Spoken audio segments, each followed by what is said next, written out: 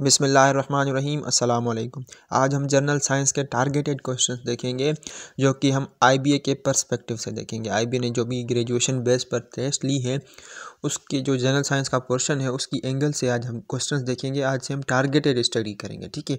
ना ही hard work करेंगे ना ही स्मार्ट वर्क, ये एक किस्म का स्मार्ट वर्क है, लेकिन अभी हम टारगेटेड स्टडी करेंगे। जो क्वेश्चंस आ सकते हैं, एक्सपेक्टेड है, या उसकी जो एंगल है जो ग्रेजुएशन बेस पर उन्होंने टेस्ट ली है उसके एंगल से आज से हम क्वेश्चन देखेंगे। तो आइए चलिए आज के जनरल साइंस के क्वेश्चन देखते हैं।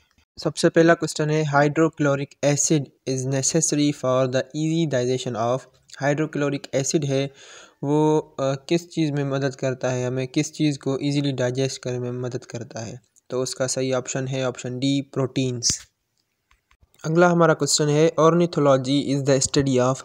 काफ़ी सारे लोगों को क्या लगता है जो भी जानवर का नाम है ना उसके नाम से हम आगे लॉजी लगा देंगे तो फिर वो उसकी स्टडी बन जाएगी, लेकिन ऐसा नहीं होता है। साइंस में उस हर चीज़ के अलग अलग नाम जो है ना रखे जाते हैं, होते हैं उसकी फील्ड के, ठीक है। तो ornithology is the study of, उसका सही ऑप्शन है ऑप्शन डी, बर्ड्स।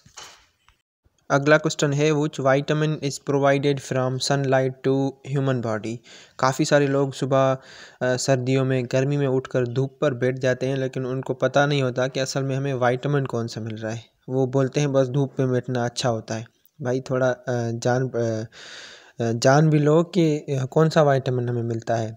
तो उसका सही ऑप्शन है ऑप्शन डी, विटामिन डी। अगर किस में विटामिन डी की कमी हो जाती है तो उसको होते हैं रिकेट्स। रिकेट्स जो कि बोन्स की बीमारी होती है, उसके बोन जो है ना कमज़ोर होना स्टार्ट हो जाते हैं। अगला क्वेश्चन है, विच डिजीज़ काजेज़ ब्रीथिंग प्रॉब्लम। पहले क्या होता था, और अगले ज़माने में जो ओल्ड एजेस लोग होते थे ना उन्हें ब्रीथिंग की जो है ना सांस लेने में दिक्कत आती थी, लेकिन अब जो है ना यंगस्टर्स में भी ये बीमारी पाई जाती है, प्रॉब्लम पाई जाती है, क्योंकि आजकल की जो हमारा एनवायरनमेंट है, हमारा फूड है जो वो इतना क्वालिटी नहीं है, ठीक है। तो ब्रीथिंग प्रॉब्लम जिस वजह से, जिस बीमारी की वजह से होती है उसे हम बोलते हैं अस्थमा।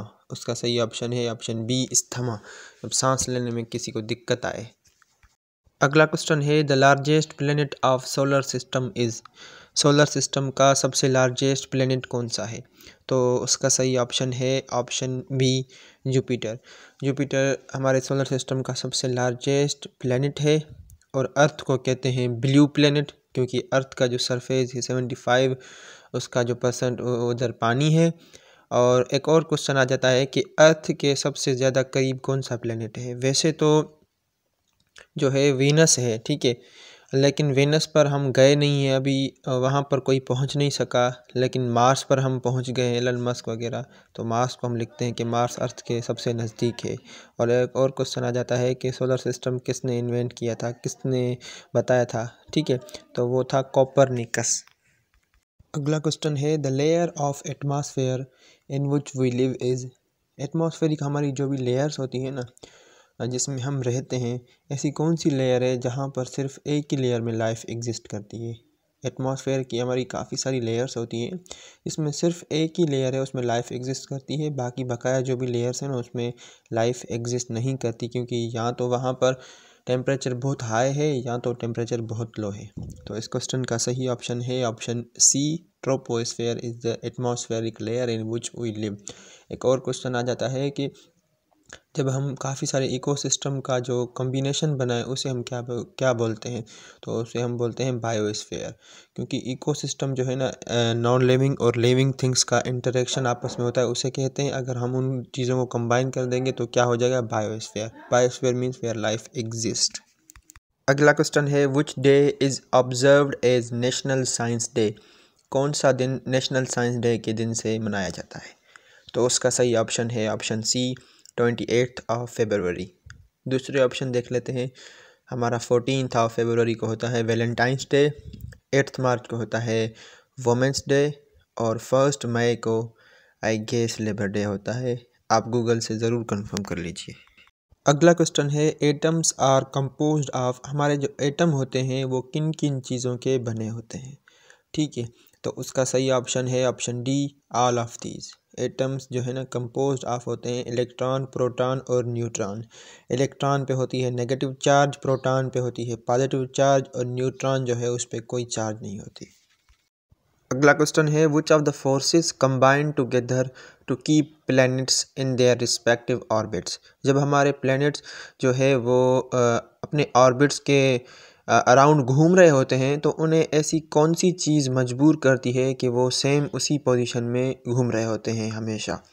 तो उसका सही ऑप्शन है option B, gravitational and centripetal force. Centripetal force की वजह से वो गोल गोल घूमते हैं और ग्रेविटी जो है उन्हें मजबूर करती है सेम सिचुएशन में रहने के लिए। इट मीन्स दोनों ही फोर्स लगते हैं तभी ये अपने रिस्पेक्टिव ऑर्बिट्स में जो है ना घूमते हैं।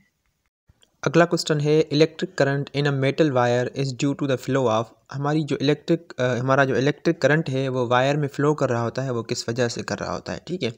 तो उसका सही ऑप्शन है ऑप्शन डी, इलेक्ट्रॉन्स। इलेक्ट्रॉन्स के फ़्लो की वजह से हमारी जो इलेक्ट्रिसिटी है वो मेटल वायर में फ़्लो करती है, ठीक है। और इलेक्ट्रिक करंट है, करंट का जो यूनिट है वो है एम्पेयर और चार्ज का जो यूनिट है वो है कूलम्ब। ऐसे यूनिट्स को भी आप याद रखें, यूनिट्स का भी सवाल हर टेस्ट में आता है। ये थी आज की छोटी सी वीडियो, कंसाइज लेकिन टारगेटेड स्टडी, ठीक है। जो भी एमसीक्यूज मैंने बताए हैं वो मैंने ढूंढ कर आपको बताए हैं। ये कि एक्सपेक्टेड हैं, पूछे जा सकते हैं, क्योंकि जो भी जनरल साइंस के क्वेश्चंस पूछे गए उनकी एंगल से अभी हम तैयारी कर रहे हैं, ठीक है, इंटरमीडिएट की। तो चैनल को सब्सक्राइब करके रखें मज़ीद ऐसी वीडियोज़ के लिए। मिलते हैं अगली वीडियो में, तब तक के लिए अपना ख्याल रखिए। खुदा हाफिज़।